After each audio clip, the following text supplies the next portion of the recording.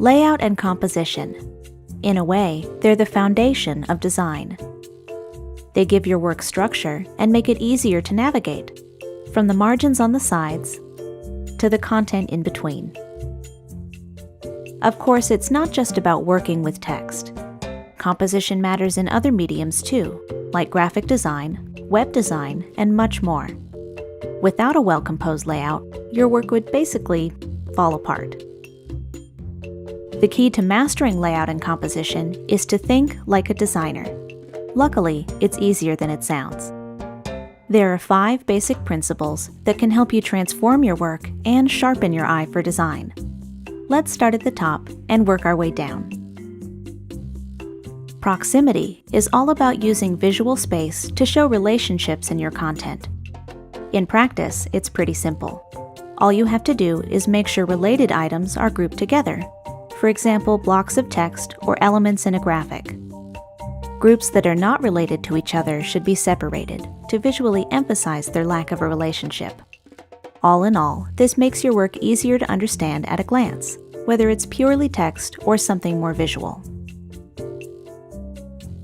White space is an important part of every composition. Now, this doesn't mean literal white space. It just means negative space, like the spaces between your content, between lines, and even the outer margins. There's no one way to use white space correctly, but it's good to understand its purpose. White space helps you define and separate different sections. It gives your content room to breathe. If your work ever starts to feel cluttered or uncomfortable, a little white space might be just what the doctor ordered. Alignment is something you deal with all the time, even if you don't realize it. Whenever you type an email or create a document, the text is aligned automatically. When aligning objects by yourself, for instance, images or separate text boxes, getting it right can be tricky. The most important thing is to be consistent. Let's take a look at what that means.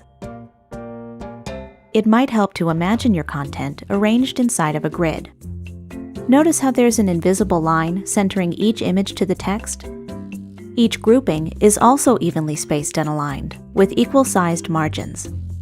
It's that attention to detail that makes the composition easier to navigate. Without consistent alignment, your work could start to feel disorganized. Contrast simply means that one item is different from another. In layout and composition, contrast can help you do many things.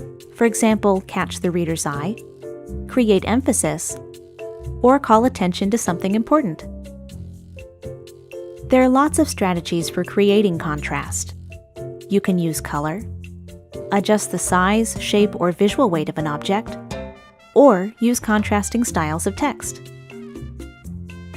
Contrast is also closely tied to hierarchy, a visual technique that can help the viewer navigate your work. In other words, it shows them where to begin and where to go next using different levels of emphasis. Establishing hierarchy is simple. Just decide which elements you want the reader to notice first, then make them stand out. High-level or important items are usually larger, bolder, or more eye-catching in some way. Repetition is a reminder that every project should have a consistent look and feel. That means finding ways to reinforce your design by repeating or echoing certain elements. For instance, if you have a specific color palette, look for ways to carry it through. If you've chosen a special header style, use it every time.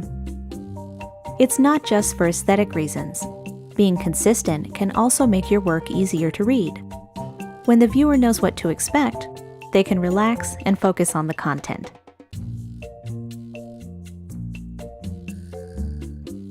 In many ways, layout and composition are the unsung heroes of design. It's easy to overlook their role, but they're part of everything you do. A nudge here, some extra white space there, and voila! With a little attention to detail, you can create beautiful, professional-looking compositions. Thanks for joining us for the basics of layout and composition. Check out the rest of our design topics, including typography, color, and images.